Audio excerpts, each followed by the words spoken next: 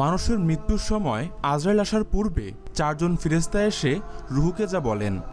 হাদিস শরীফে বর্ণিত রয়েছে, যখন মানুষের অন্তিমকাল উপস্থিত হয়, অন্তিমকাল ঘনিয়ে আসে, তখন চারজন ফেরেশতা তার সামনে উপস্থিত হয়।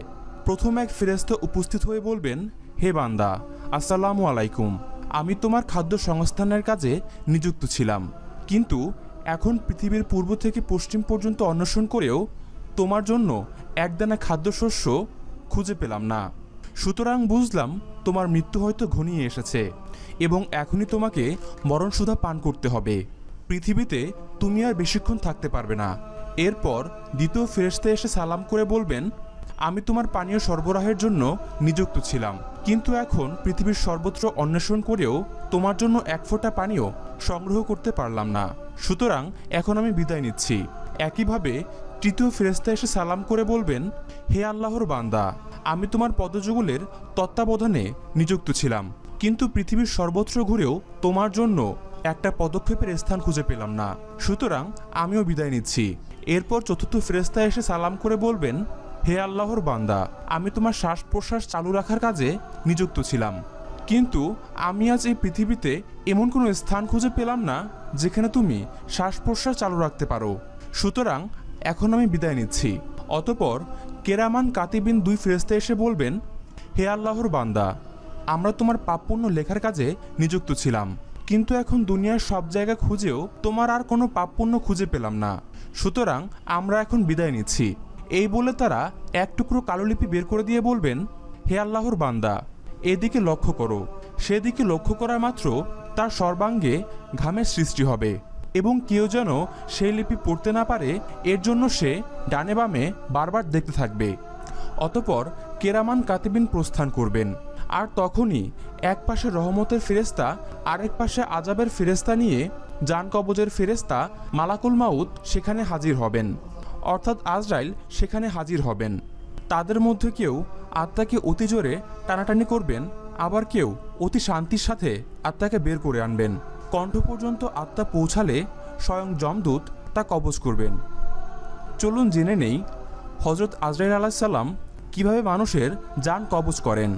আমাদের অনেকের মনেই অনেক ধরনের প্রশ্ন জাগে, আর যদি কেউ মুসলমান হয়ে থাকেন তাহলে তার মনে এই প্রশ্নগুলো জাগা খুবই স্বাভাবিক। আর সেগুলো হচ্ছে, আজরাইল আলাইহিস সালাম কীভাবে মানুষের রূহ কবজ করেন, অথবা মৃত্যুর সময় আসলে কি ঘটে। হজরত আনাস রাদিয়াল্লাহু তাআলা আনহু থেকে বর্ণিত, হজরত তামিমদারি রাদিয়াল্লাহু তাআলা আনহুর রেওয়াতে তিনি বলেন, রাসূলুল্লাহ সাল্লাল্লাহু আলাইহি সাল্লাম ইরশাদ করেছেন, আল্লাহ তাআলা মালাকুল মাউতকে নির্দেশ দিয়ে বললেন, তুমি আমার বন্ধুর কাছে যাও এবং তাকে নিয়ে এসো।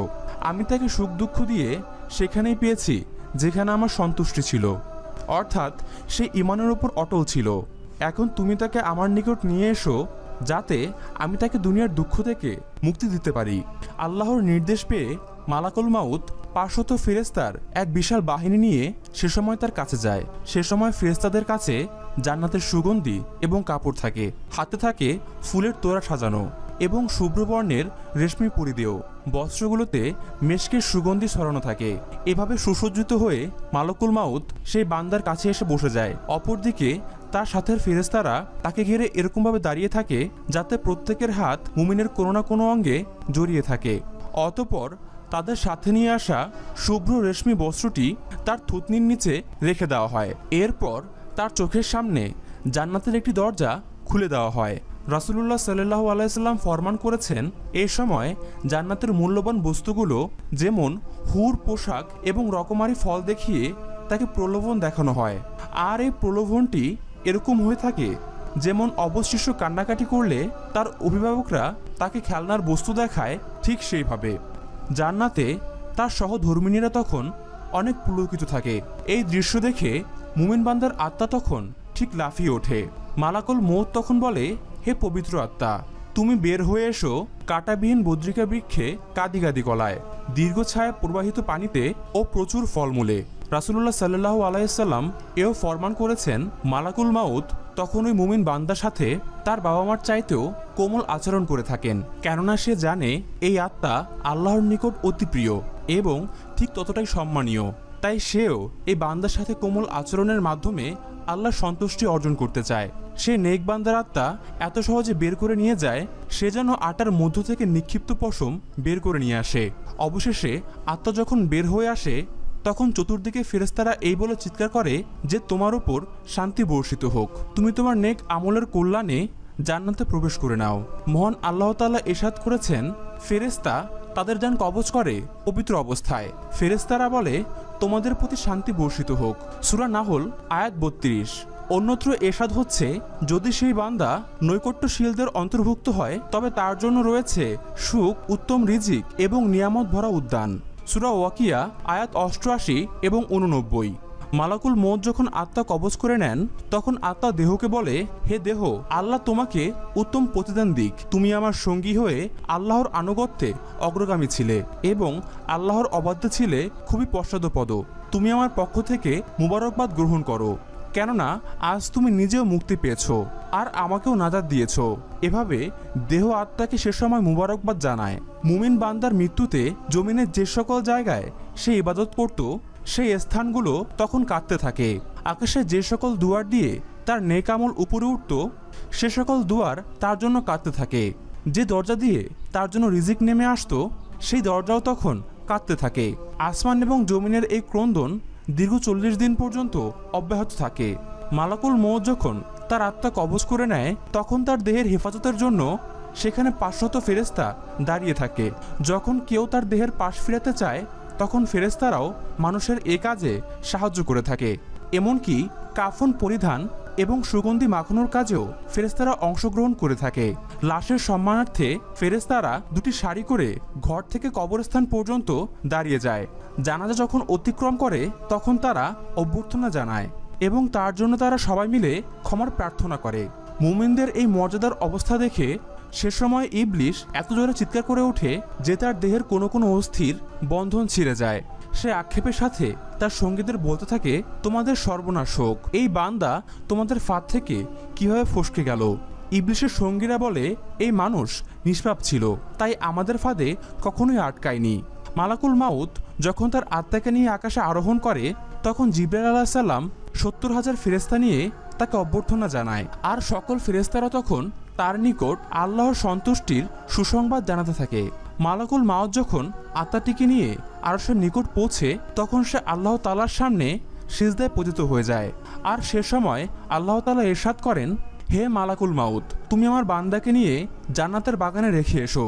অতঃপর তাকে কবরে রাখার পর নামাজ তার ডান দিকে এবং রোজা তার বাম দিকে এসে দাঁড়িয়ে যায়। আল্লাহর জিকির এবং কুরআন এসে দাঁড়িয়ে যায় তার সিথানের দিকে।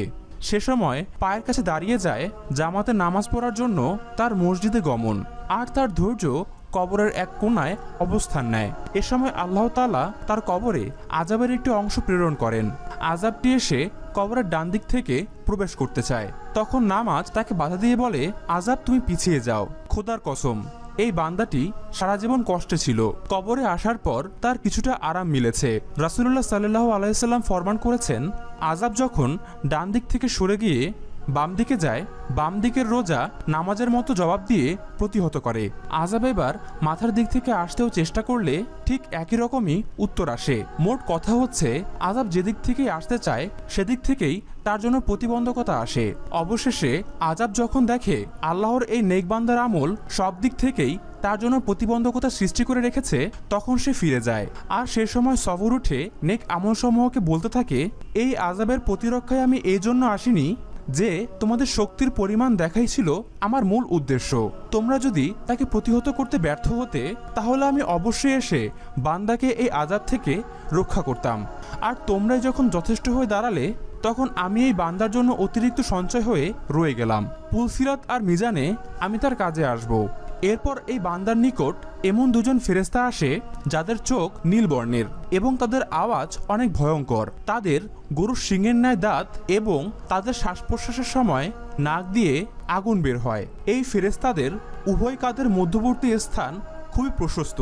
তারা মুমিন বান্দা ছাড়া আর কারো উপরই দয়া করতে জানে না। আর এই দুই ফেরেশতাকে বলা হয় মুনকার এবং নাকির। ওদের হাতে একটি হাতুড়ি থাকে এবং এই হাতুড়ি এতটাই ভারী যে মানব এবং দানব সবাই মিলেও এটি উত্তোলন করতে পারবে না। এই দুই ফেরেশতা কবরে গিয়ে লাশকে প্রথমেই বলে, উঠে বসো।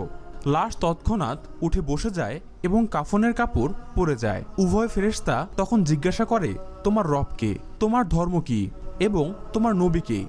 জবাবে সে বলে, আমার রব হলেন আল্লাহ তাআলা, আমার ধর্ম হলো ইসলাম এবং আমার নবী হলেন হযরত মুহাম্মদ সাল্লাল্লাহু আলাইহি ওয়াসাল্লাম এবং ওনার মৃত্যুর পর আর কোনো নবীর আগমন হবে না। সে সময় ফেরেশতারা উত্তর শুনে বলে, তুমি সত্য বলেছ। অতঃপর কবরকে চারদিকে প্রশস্ত করে বলেন, তুমি উপরের দিকে একটু তাকিয়ে দেখো। সে সময় সে উপরে তাকায়, তখন আকাশের শেষ সীমানা পর্যন্ত তার চোখের সামনে ভেসে ওঠে। তখন ফেরেশতারা বলেন, হে আল্লাহর বন্ধু, এটা তোমার অবস্থানের ঠিকানা। আল্লাহর আনুগত্যের বিনিময়ে এটা তুমি উপহার হিসেবে পেয়েছ। বর্ণনার এই পর্যায়ে এসে রাসূলুল্লাহ সাল্লাল্লাহু আলাইহি ওয়াসাল্লাম বলেন, ওই সত্তার কসম যার মুঠোই আমার প্রাণ।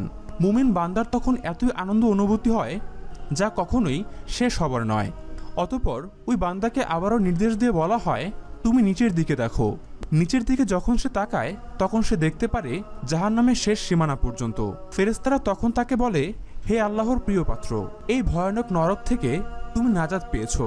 রাসূলুল্লাহ সাল্লাল্লাহু আলাইহি সাল্লাম ইরশাদ করেছেন, ওই বান্দা এ সময় এত আনন্দিত হয় যা কখনোই সমাপ্ত হওয়ার নয়। অতঃপর জান্নাতের ৭৭টি দরজা উন্মুক্ত করে দেওয়া হয়। এসব দুয়ার দিয়ে জান্নাতের সুগন্ধ এবং সুবাতাস বয়ে আসতে থাকে এবং এটা ততদিন পর্যন্ত আসতে থাকবে যতদিন সে কবরে থাকবে। রাসূলুল্লাহ সাল্লাল্লাহু আলাইহি সাল্লাম এই আলোচনার ধারাবাহিকতা অব্যাহত রেখে বলেন, এরপর আল্লাহ তাআলা মালাকুল মাউতকে নির্দেশ দিয়ে বলেন, তুমি আমার দুশমনের নিকট যাও এবং তাকে আমার নিকট নিয়ে এসো। আমি তাকে প্রাচুর্যের সাথে রুজি দিয়েছি, সীমাহীন নিয়ামতের বাড়িপাত করেছি তার উপর, কিন্তু সে আমার প্রতি শুধু অবাধ্যতা করেই ফিরেছে।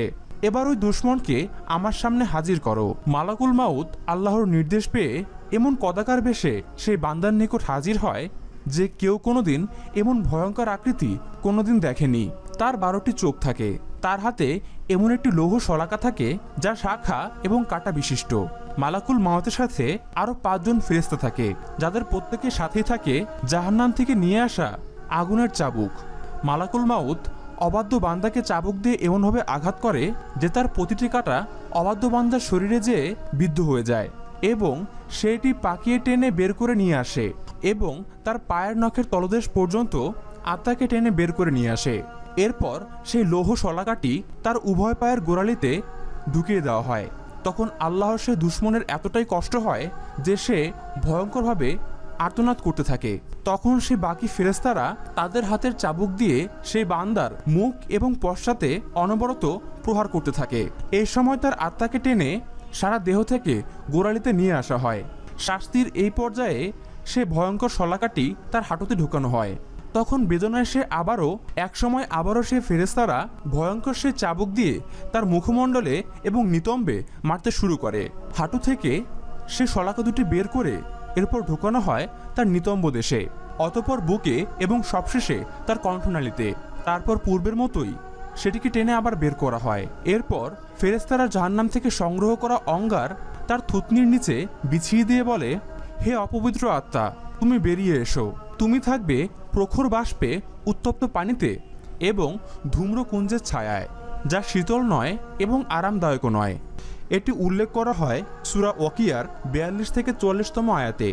তো দর্শক বন্ধুরা, আমাদের এই ভিডিওটি আপনাদের কেমন লাগলো তা আমাদের কমেন্ট বক্সে কমেন্ট করে জানান এবং চ্যানেলটি সাবস্ক্রাইব করে আমাদের সঙ্গেই থাকুন। ধন্যবাদ।